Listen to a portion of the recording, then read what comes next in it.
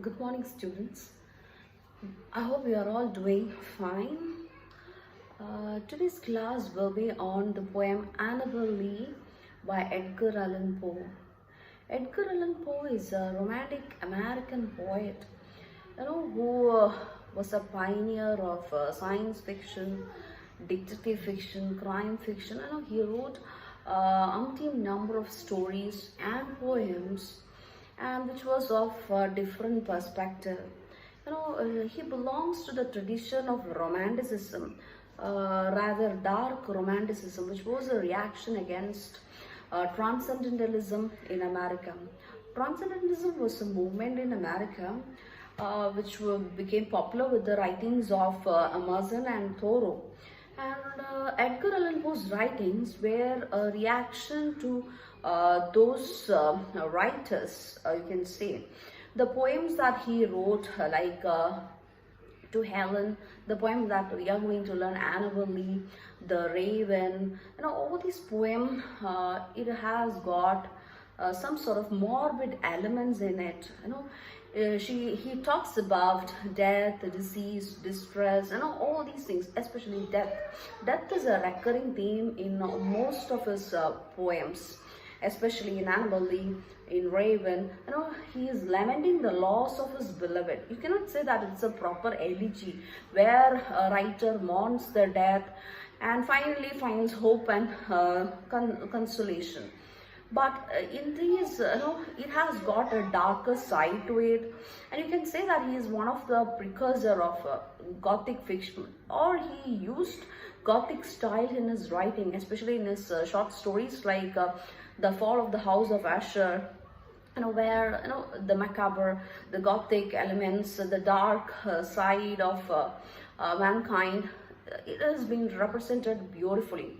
He also wrote detective fiction with the stories like The Purloined Letter, and then he wrote science fiction. He was actually a pioneer of science fiction, you can say. And Jules Verne was really influenced by Edgar Allan Poe. He wrote a story, Hands Fall, a tale, which is which describes a trip to the moon. He wrote science fiction in a very realistic way, and he was actually a very popular poet, but at the same time he led a very loose life. He went for gambling and drinking, and finally even his death was a mystery. And this is a brief account of Poe's life and literary overview. Coming to the poem that we are about to learn, Annabel Lee, again we find death being represented, death of the beloved. Actually, in his own life, he saw the deaths of his beloved, not only his wife, his mother, his foster mother, and that influenced him. And in most of his poem, he's actually lamenting the death of a woman. Maybe his wife as well. Like, we are not sure how he was inspired, or what was the inspiration behind these poems. But nevertheless, one thing is sure, he is influenced by the death of these women in his life. And when we come to Annabel Lee, again, this is in the tradition of dark romanticism. There is this morbid elements of death and disease and all those things. And maybe he is alluding to the death of his wife, who died of tuberculosis. And here actually he talks about, he uses a very different setting. It's not the modern setting.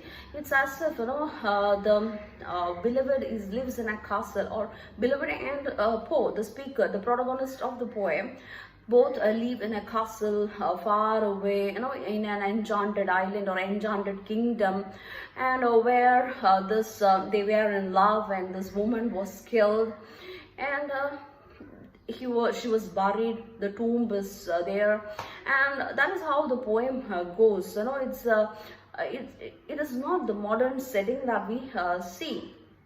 And I want all of you to turn to the poem Annabel Lee. We will read the poem, we'll make a short analysis of the poem, and we'll come to the poetic devices used by the poets. Is it clear?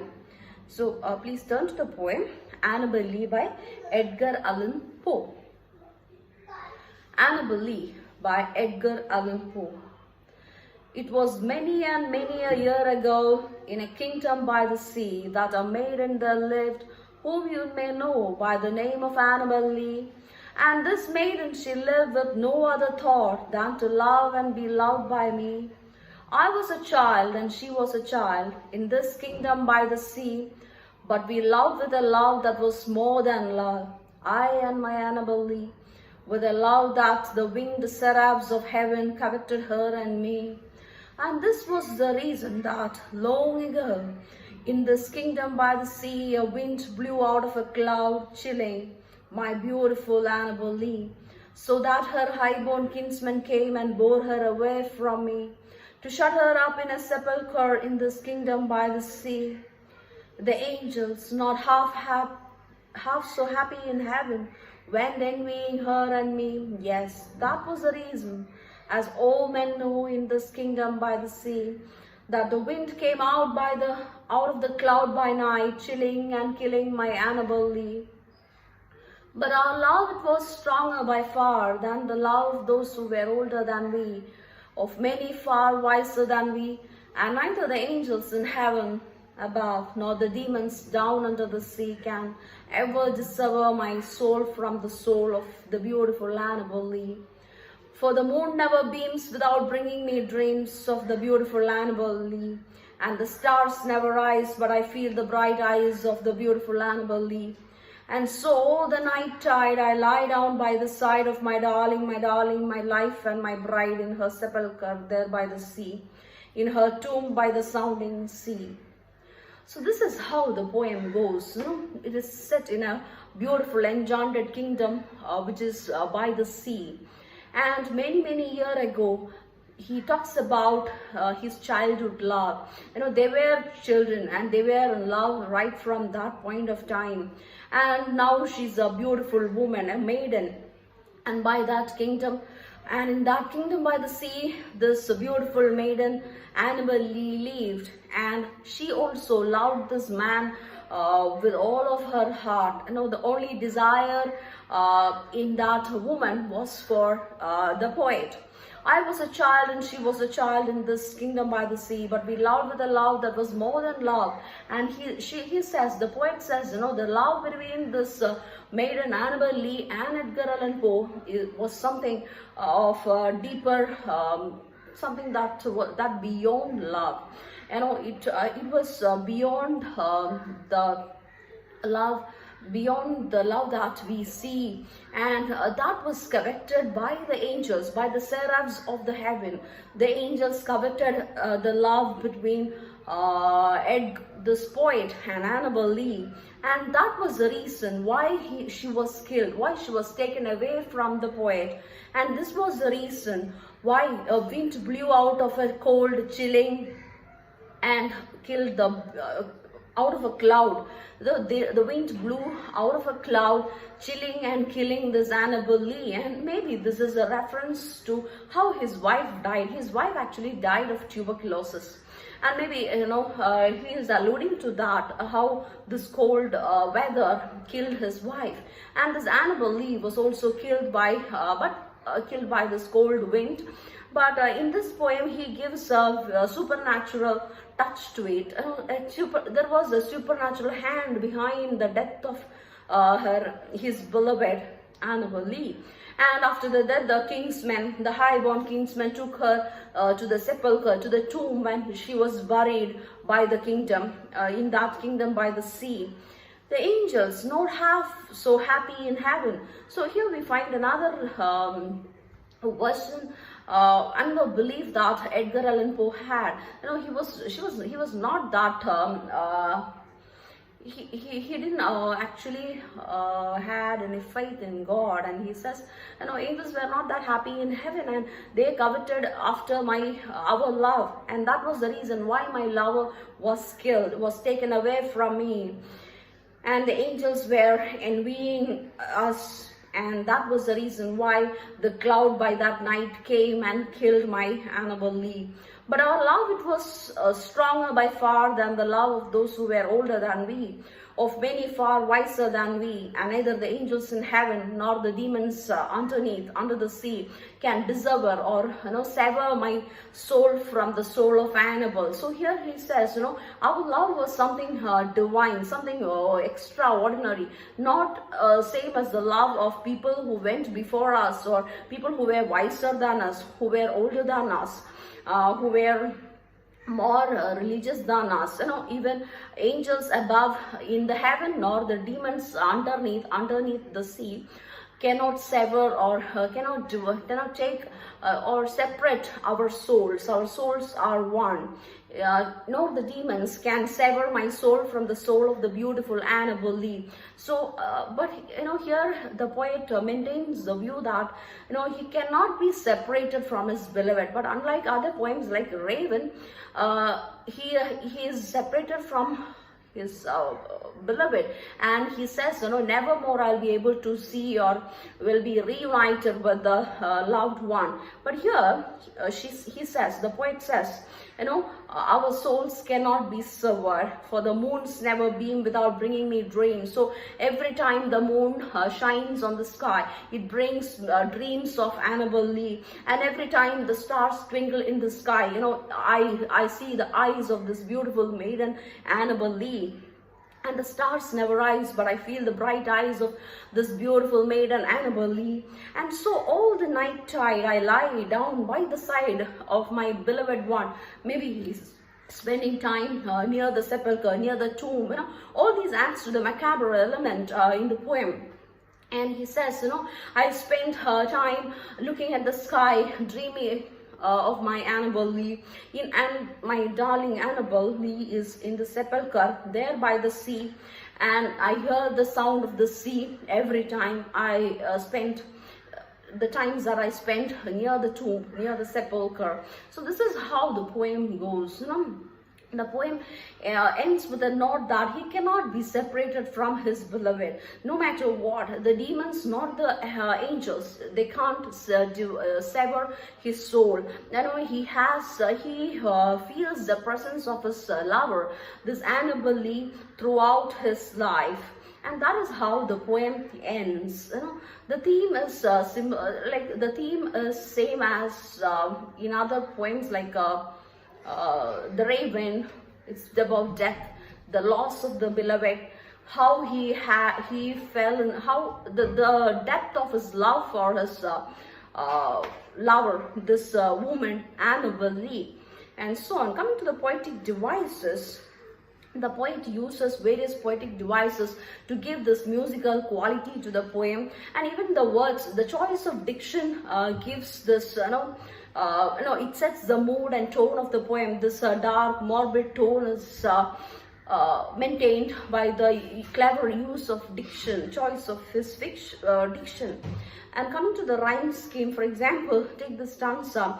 I was a child and she was a child in this kingdom by the sea, but we loved with a love that was more than love. I and my Annabel Lee, with a love that winged seraphs of heaven, coveted her and me. So it is A, B, C, B, D, B. Second line, fourth line, and the last line, they rhyme together. A, B, C, B, D, B. We can say that that is the rhyme scheme used. And coming to other poetic devices, there are other sound elements that the poet adopts, that is assonance. Assonance is, as you know, it's a repetition of consonant sounds. Take this particular sentence. It was many and many a year ago. The sound is repeated many a times. It was many and many a year ago. And also, and this maiden she lived with no other thought. The E sound, the vowel sound, E. Assonance is a repetition of vowel sound. So he uses vowels, this assonance, and he also uses consonants. That is a repetition of consonant sound.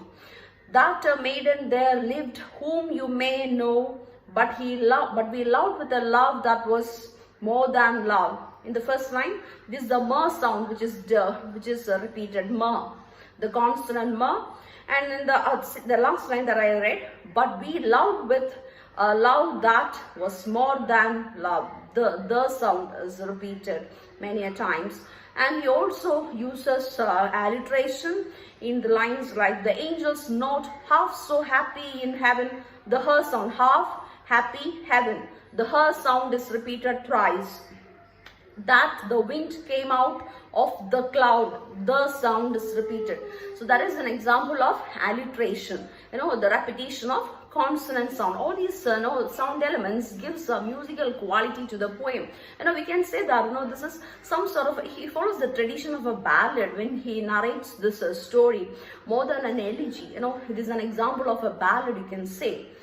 And he uses personification where the wind is depicted as a monster or an enemy who comes and kills and takes this lover from the poet. That the wind came out of the cloud one night, chilling and killing my Annabel Lee, like a soldier who's coming to loot something. He came and took and killed my Annabel Lee.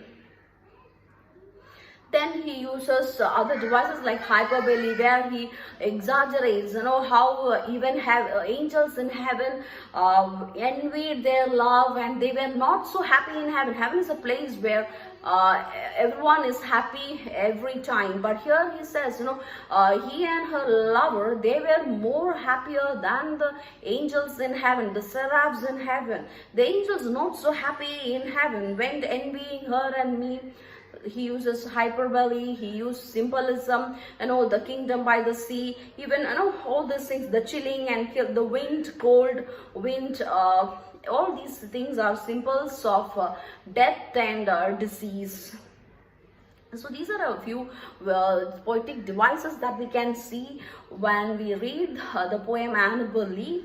So I hope it is clear. The poem is very simple, the diction is very simple, and it is musical as well. So I want all of you to read this poem once or twice, and I want you to make an appreciation of this poem Annabel Lee and upload in your Google Classrooms. And if you have any doubts regarding the poem, please post it in Google Classroom or in the comment box below, or let me know during the live sessions in Google Meet. Thank you and have a very good day.